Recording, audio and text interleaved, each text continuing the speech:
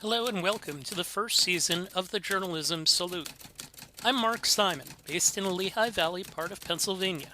I'm a 1997 graduate of the College of New Jersey with a journalism degree who has worked in sports media for 25 years. For the last 3 months, I have been sending daily journalism salutes on social media, pairing them with donations to a wide range of journalistic organizations. My intent was to counter cries of fake news, lamestream media, and enemy of the people, by doing a little of whatever I could each day to help.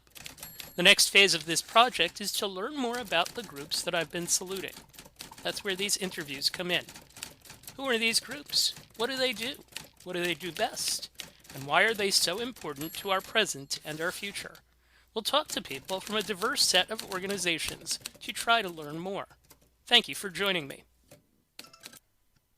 On this episode, our subject is trust and the news organization Trusting News. Our guest is Joy Mayer, who founded Trusting News after a 20-year career in newsrooms and teaching. She has taught at the Missouri School of Journalism, one of the top journalism schools in the country, and for the Poynter Institute. First of all, thank you for joining us. This is an extremely important subject as we approach the 2020 elections. Let's begin with the origin story. Can you explain to us what Trusting News is and why you founded it? Sure. Yeah. Thanks for the conversation. I appreciate it. I taught at the Missouri School of Journalism for 12 years. And the last 5 years or so, my focus was really on what we call in the industry audience engagement or community engagement. Before that, I worked in design. And so my focus, I guess, has always been on sort of the act of consuming information, not just the craft of creating journalism. And so I've always been very sort of empathetic toward and curious about what it's like for news consumers to engage with what we do. And I guess during my focus in audience engagement, I was just hearing so much about what people thought about journalism, sort of the misconceptions and attitudes. And I would just find myself surprised over and over again by sort of the deep roots of distrust. And I wanted to understand that more. I figured we couldn't, journalists were feeling sort of helpless about that. Or sort of resigned to it, like, oh, I guess that's what people think. I mean, we know it's not true, so what are we going to do about it? And I really wanted to understand it more fully so that I could help journalists feel more empowered to do something about it. So when I was leaving Mizzou, the Reynolds Journalism Institute, which is based there, gave me some room to do some research around trust, and the project just evolved from there. All right, can you tell us about how that has developed? Yeah, it started as just a part-time research fellowship for me through RJI. And we now have a 2.5-person team and are co-hosted by RJI and the American Press Institute. And as we've grown, we have taken on more research partnerships to do like academic research about how people decide what news to trust. And we've really expanded our training efforts. So we work with newsroom partners over sort of long-term projects to figure out what is going to work best for them in sort of a deeper consulting role. And then we also run classes, do a lot of workshops, and just try to reach as many journalists as we can with these strategies that we really think can help sort of transform the relationship we have with the people we aim to serve. I want to talk about the specifics of that in a second. But first, I noticed that on your Twitter page, you make it a point to say it's up to journalists to earn trust. What do you mean by that? What we mean by that is that journalists tend to have a deep desire to be trusted, but that doesn't always translate into a recognition of what they could actually do to make that happen. So, for example, someone's going to say, your news should be free. Why do you have a paywall? And the journalists they don't really have a counter narrative. They don't really take time or have built into their routines a process to explain to people, here's how journalism is funded and why we count on community support. Or, people think that you are purposefully only quoting people from one side of the story. Well, you know what? Maybe they missed the story you did yesterday that was a deep dive with another group of stakeholders. And are you even there in the conversation pointing that out and inviting people to find your work more credible? We really believe firmly in listening carefully to the audience feedback you're getting, even when it's difficult to do that and uncomfortable to do it, and to try to figure out what is it we really wish people knew about what we're doing. And then how are we telling them the things that we wish they knew? Because nobody else is going to do that for us. So we can either accept that people don't understand our work and don't find it credible, or we can decide to do something about it. I want to reference something that's on your website. I'll just read it quickly here. Any newsroom across platforms, ownership structures, and topics that stands behind its mission and ethics should make optimizing trust part of its job. That includes committing to standards of transparency and ethics, dedicating staff time to understanding distrust, explaining their purpose, their decision making, and their process alongside their journalism, and using every available medium and method of communication to demonstrate credibility and actively invite and respond to audience feedback and suggestions, all of which you've just talked about. So I'm a newsroom and I reach out to you. What happens? How many organizations have come to you? Oh man, well, we work with newsrooms in a variety of ways. We have, gosh, I don't want to give you a wrong number. Many dozens of newsrooms have like worked with us sort of longer term on like projects where they say, we really want to work on this. Can you help them? And they keep a log for us about what they're doing, gather some metrics. We check in regularly. And those relationships kind of evolve over time. And then, it's another couple hundred probably who have participated in a class or a workshop and gotten sort of one-on-one coaching from us. And then lots more than that who have been through, just sort of more informal or smaller trainings. So there are a lot of different ways that newsrooms can work with us. We are happy to video chat into newsroom meetings.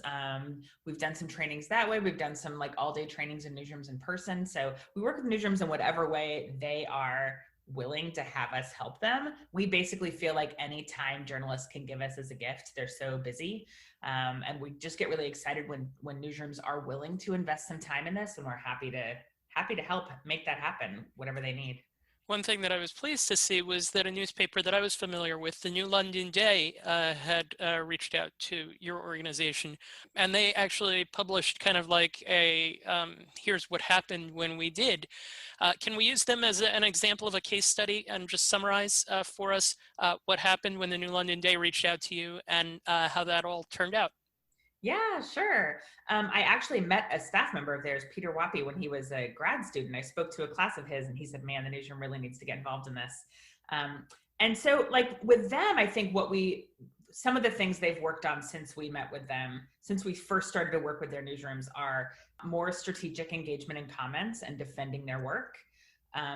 Explaining some of the basic principles of how journalism operates. They had some in-person events where they invited the community to come learn more about journalism. They have gotten much more proactive about explaining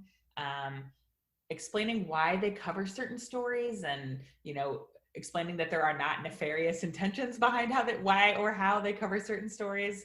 They also have done some really great work, especially most recently since COVID, in explaining how their journalism is funded, and why they did this video series with staff members explaining what their job is and why it feels important to them and why they rely on community support. So it's really about telling a better story about your journalism. You mentioned defending your work. Social media makes that an interesting thing to do. What tips in particular do you give with regards to defending your work? Would "don't do it on Twitter" be one of them? Actually, no. Okay. We really feel like it's important to defend it publicly whenever possible, because it increases your efficiency. So if you think about the time you spend in a newsroom, if you get a phone call from an angry reader or viewer or listener, and you take the time to call them back and say, actually, here's some things you might enjoy knowing about our process, or no, actually, we would never make that decision. That thing you're implying about our ethics, that's not true at all. And let me explain to you why. That's a great thing to do, but it's super inefficient and not scalable because it only reaches the person you're on the phone with. Versus if you manage to do that in a response to a Facebook comment, you're reaching not only the person who made the accusation or left the feedback, but also everyone else who's reading or watching. And also, I would say then you have to do it carefully. You definitely have to do it carefully. I mean, there are some basics of customer service that we train in terms of like, what tone do you use? Sort of what's the content and the tone of what you wish people would come away from the interaction with. Recognizing, of course, that you can't persuade everybody, and that's not the goal. If someone is just showing up on your page calling you fake news every chance they get, they might not be persuadable, but there are so many other people reading who might think maybe they trust you, but don't have the facts to back it up, or wouldn't have the language to defend you if something came up in their own social networks, or or maybe just haven't really spent that much time considering whether you are trustworthy and are happy to have information as they sort of round out their view. In my other sphere, the sports world, emotions tend to run high when people respond in comments or on Twitter, and it's interesting to observe how people handle it. Let me segue to something else. So, are there any unusual questions or unusual groups that have come to you looking for assistance? Oh, I don't think so. No, I don't have any examples of things that like really surprised us. We're pretty much happy to work with, any newsroom that does work we believe in, and the work is really customizable. So, whatever people come to us saying they want to work on, we had in our last class someone who runs a series of radio programs covering agriculture, and it's basically a 1 or 2 person team. And then we've worked with some of the nation's largest newsrooms. So we're happy to work with anyone who thinks they can get use of it. All right. One area where this gets particularly interesting is that it's 2 months until the presidential election, and a journalist's job is made considerably harder by having to be what I called the louder shouter. What can journalists do to drown out the cries of fake news during the presidential election story time, I guess, so to speak? And what advice would you give to journalists who say it feels like facts don't matter to their potential audience and it feels like the fight is over before it's even begun? Well, I think it's important to sort of give ourselves permission not to try to convince everybody, because there really are people who don't believe in facts or who are already convinced that anything, sort of the mainstream media puts out can't possibly be true. And, it might be someday that we are ready to develop strategies just for them. I am much more worried right now in the people who are persuadable and the people who want to consume information responsibly, or at least still do believe in facts. What are we doing to give them information they need to demonstrate why we're trustworthy? So what we usually recommend to newsrooms, if they're getting a lot of those questions about fake news, is first, acknowledge that the media landscape is full of minefields. Like, there are tons of things done in the name of journalism that I have a problem with. Tons of times that I think, man, that is so irresponsible, or that's sloppy, or that's divisive, or I'm not even sure that's true, or why did they not explain that? And so it's valid to be skeptical and frustrated as a news consumer. I myself am skeptical and frustrated as a news consumer. Journalists are skeptical people, suspicious people, you might even say. And so I think that I get frustrated when journalists have a natural defensiveness about being questioned, because, man, do we question our sources, and we question people who give us information. And I would think we would want to sort of stoke skepticism among audience members, not punish them for it. Well, so I guess I would say, like, first of all, if you're getting comments about fake news, I would say, I know it's frustrating. Like, I know there are a lot of things out there that it can be really tough to tell what to trust. In our newsroom, we aim to be worthy of your trust. Here are some things we wish you knew. Sort of differentiate your own work from that larger media climate. What advice do you give to journalists with regards to acknowledging why they would use an anonymous source?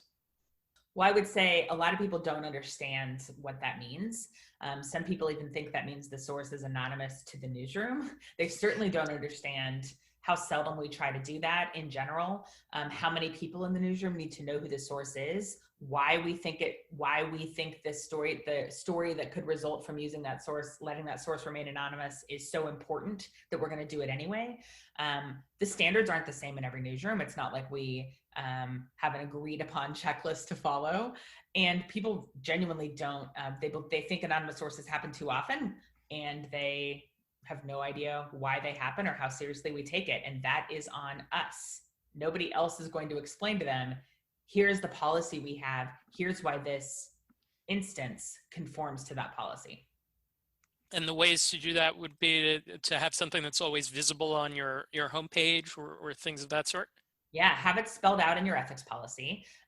Here's why we would do it in general and what criteria have to be in place before we'll publish it.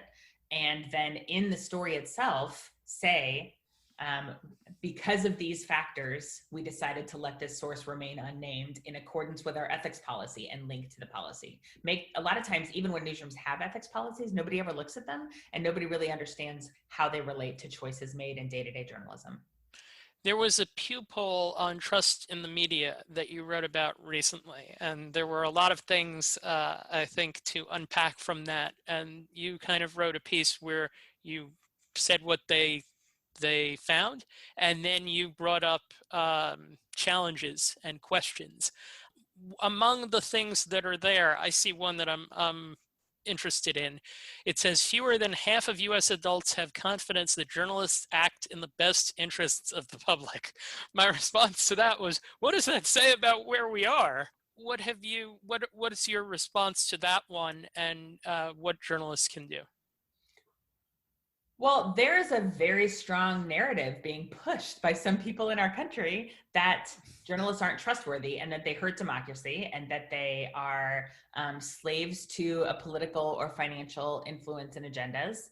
And journalists don't have a counter narrative. There's not, people can't look at our website and say, why are you here, what are your goals, how are you funded? They don't hear journalists talking about sort of the passion behind what they do very often. A lot of journalists like to stay sort of invisible. So I guess when there is a constant drumbeat of people telling the public that journalists aren't trustworthy, where's the counter drumbeat? That one of, I guess, many things that come from that Pew poll. Was there anything else from that article that you wanted to highlight? I think it's important to know that um, there was an interesting bit about corrections. And, journalists a lot of times don't want to draw attention to something when they've gotten it wrong, but seeing corrections actually increases trust, increases confidence. People then believe that, oh, I guess if they get it wrong, they're at least going to tell us that they got it wrong. And I think that, previous research has shown that as well. And it's just when we are transparent about our processes and about our errors, it actually builds trust. And I don't think there's a lot of philosophical resistance to that, but people are having so much trouble finding time to adopt these new routines and to make, the act of explaining your work, I guess, is not really built into how journalists think about their job so far. And so that's really what we're working on. So by the time that people have heard this, you will have spoken at the SPJ National Convention. What is your topic there? And just can you give us a summary of what your talk was? Sure. We're going to talk about defending your election and political coverage. So we're going to talk about, that election coverage feels core to what a lot of journalists do. Not all journalists cover elections, of course, but as news organizations, it tends to feel like such an important part of what we offer. But people have basic questions about how we work to be fair, about our sourcing, about how we use polls, about, other ethical decisions, about blurred lines between opinion coverage and news coverage. So we're just going to go over some examples of what journalists can do about each of those things. And, again, that's that concept of counter narrative. Do you work hard to be fair as a political journalist? Where is your evidence for that? How would you back that up? And what do you wish people knew about you? Do you have ethics? Great. What are they? And what story do you wish people heard about that? With regards to fairness, what advice do you specifically have? Well, there's so much that happens behind the scenes with journalists about, how should we treat this source? Do we want to include this thing? Are these poll results worthy of publishing, or are they not quite sound enough? How much time are we giving to different stakeholders of this issue or to different candidates in this race? All of those decisions are invisible to the audience unless we share them. Journalists tend to sort of take it for granted. All the time we spend standing around desks debating word choice or photo choice or, headline, or there's so much that goes into journalism that people just don't have any idea about. And that, again, that is on us. So if you look at a story before you publish it and think, what choices did I make as I did this story? What would, if I wish people could just see me report, what is it you wish they were seeing? What is it you wish people could witness? And then how do you go about including that information? A couple of more questions for Joy Mayer from Trusting News. What are the future goals of the group? Well, since I started to work in audience engagement, I've said that my goal is to work myself out of a job because I would love for this not to be needed. I would love for earning trust to be a built-in part of all journalist jobs and for separate training on it not to be required. Until we get to that point, we're launching an SMS course for trusted elections coverage so people can get a daily text message with a tip. We're working on a lot of different training formats so that we can be as accessible as we can to journalists. We're eager to be able to start traveling again and doing in-person workshops and visiting newsrooms. We really just want to reach as many journalists as we can. And we also would like to keep partnering with academics to do real research so that newsrooms have as much data as they can have, that the strategies are effective. I usually, if I'm interviewing someone in sports, I say, tell me about your team and your players. Just briefly, tell me about your staff. Yeah, sure. Lynn Walsh is based in San Diego, and she has a background as an investigative TV journalist, and she's my partner and the assistant director of Trusting News. And then Molly Muchna is based in Tucson, Arizona. She's our project assistant, and she still works in a newsroom in Tucson and then works for us part-time. And the three of you put together a newsletter regularly. Can you tell us about that? Yep, absolutely. It's called Trust Tips, and it comes out every Tuesday afternoon, and it is one quick actionable tip for earning trust. So it's not a lot to read. It's one basic idea. Journalists, we hope you'll do this, with an example of how another newsroom has done it. I will include a link within the show notes regarding that. And then the last question, can you pay it forward, as we like to do here? Is there a journalism organization that you would like to salute? Some of our favorite folks to partner with on research is the Center for Media Engagement at the University of Texas. They do an absolutely phenomenal job of providing academic research into how people actually consume and perceive journalism, but they keep it very, very practical. Each study involves real tips for journalists and what they can do as a result of the information. So it's a real pleasure to work with them. I wish more people knew about their work. All right. Thank you, Joy Mayer. Thank you for joining us. You bet. Thanks for having me. The lack of trust that people have in journalists is disheartening. This is something that is going to take a considerable amount of time and work to fix. As Joy Mayer said, journalists have to earn trust, and the best way they can do that is by producing high-quality work and being ready and able to explain what went into what they do. For more information on this organization, go to their website at trustingnews.org. I recommend clicking on the link to Start Earning Trust to read about the 7 strategies for newsrooms. There's lots to learn there. The Journalism Salute is dedicated to the memory of Dr. Robert Cole, known as Father Journalism at Trenton State College, the College of New Jersey. Dr. Cole impacted hundreds of students in his 33 years at the school. Trust and integrity were highly valued by Dr. Cole. You earn trust from him by showing up and putting the time in. Thank you for listening to the Journalism Salute. If you're interested in following along with us, follow us on Twitter at Journalism Salute, SALUT. There are more episodes to come. Thank you for tuning in.